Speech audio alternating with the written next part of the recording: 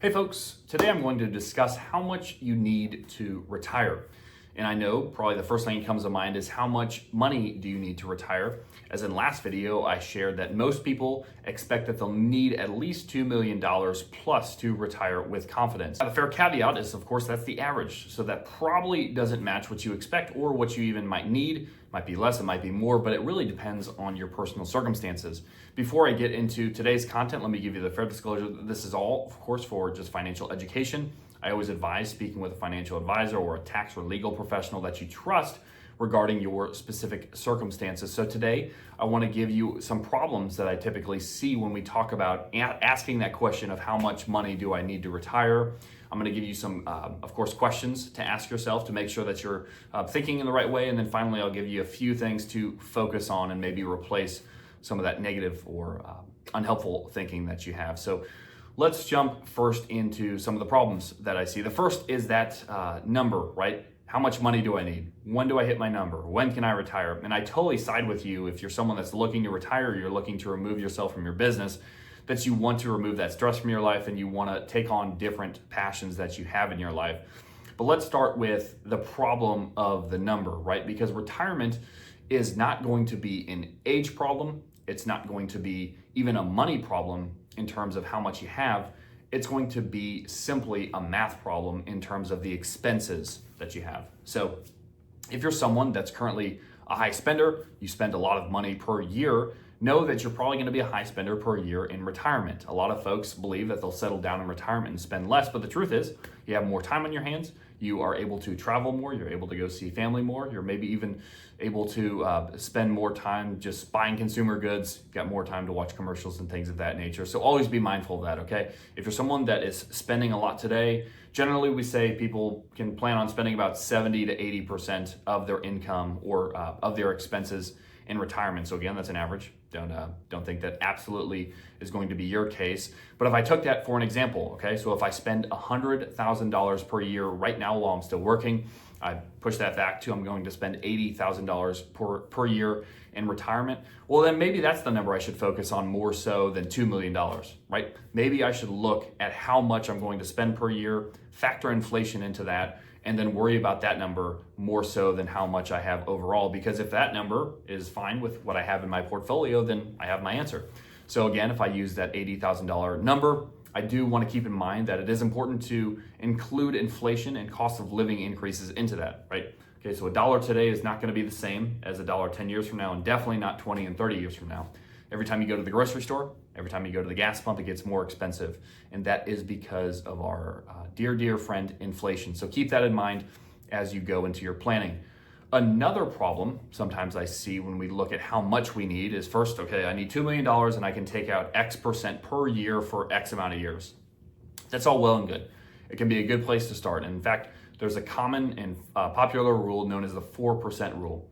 And there's a couple of important things to know about the 4% rule.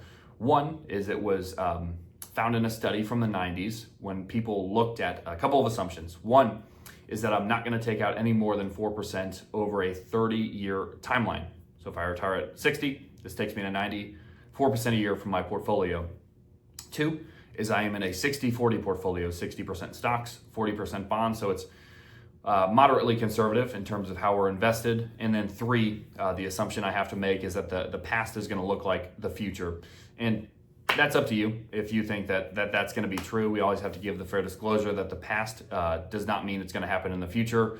I think Mark Twain has that common quote that the past is not going to resemble the future, but it often does rhyme. And I just totally butchered that quote, but you get the message here. So now that we know maybe some of the problems that I typically see, let's jump into a few of the important questions. And the first is, how much am I spending right now? Okay. If I'm someone that's spending a lot right now, I can probably expect that I'm going to spend a fair bit in retirement. A lot of times people do scale that back. So you find your number right now of what you're spending per year, and I know that's not easy. And then you also are going to want to find the amount that you expect to spend per year in retirement. And then of course include inflation into that, generally about 2 to 3%. Even though as much as 2 or 3 years ago during COVID, inflation got up to 8 and 9%. Okay, so just be mindful that inflation will impact that plan. The second question you're going to want to ask yourself is, how long do you really want to expect to live, or what assumption do you want to make into that? Okay, so normally I'd say 92, 94 is what we are conservative with and how we plan, but everyone's gonna have their different expectations, right? So I think the average male in America, probably mid 70s, and of course, females are going to live longer than that simply because they're tougher than men. That's just how it works.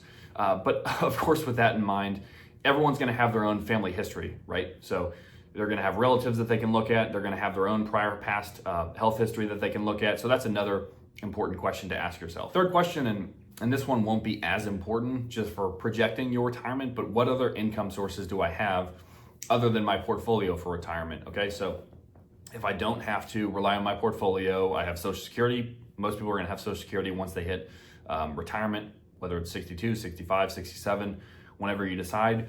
If you're going to have a pension from your workplace, if you have an annuity that you're going to turn on in retirement, if you have some form of income in retirement, you're gonna take a part-time job that's gonna be helpful to you, or even if you're expecting an inheritance, okay? If a lot of people, of course, have family members that pass away and they leave them a large lump sum of cash in retirement.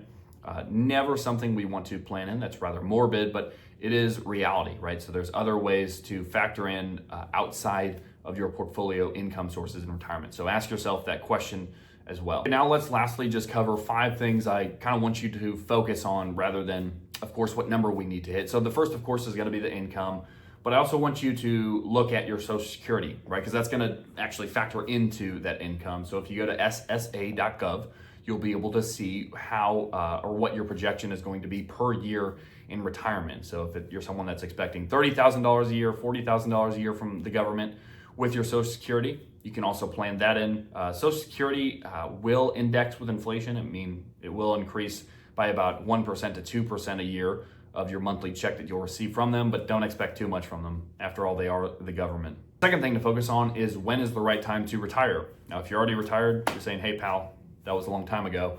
But the truth is, if you're someone in your 40s or 50s right now, or 60s planning your retirement, of course, we have the simple principle of the earlier you retire, the longer you have to live, or God willing, the longer you live.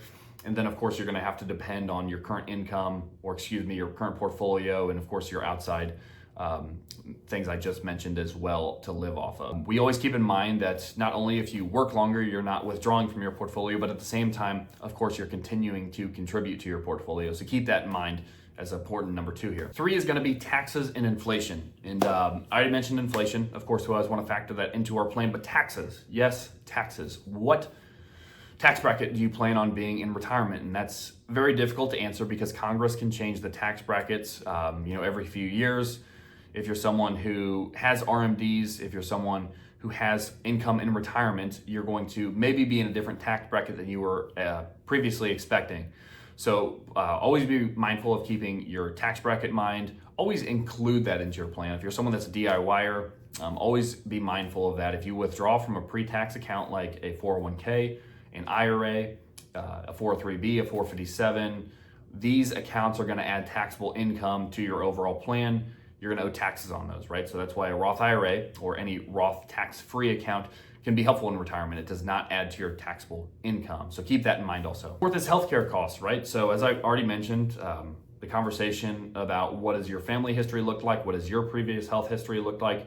We know that once a couple hits 60, the odds are fairly high that one of them is gonna have what's known as a long-term care event past that point. So we always want to keep in mind we may need an extra 10, may need an extra 15, $20,000 in per year in retirement to cover unexpected medical costs. So I hope this does not occur for you, of course. I hope that you live a long and healthy retirement, but that's something to keep in mind. And the last thing is spending habits, right? And I'm not gonna sit here and preach at you about how you need to save less than you make, or save more than you make, or you need to do this and you need to do that, right? But you do need to be at least aware of your spending habits, right? Are you a spender? Are you a saver? A conversation is needed for both of those, right? Because if you're someone in retirement, of course, that's refusing to spend any money, well, then that's almost just as bad as someone who's spending too much, because the ultimate goal is to have balance in retirement. The ultimate goal is to enjoy your retirement, enjoy the fruit of your labor that you just spent 40 years building up. So always be mindful of that, right? That's why you have a financial advisor that can hopefully walk you through these things and give you,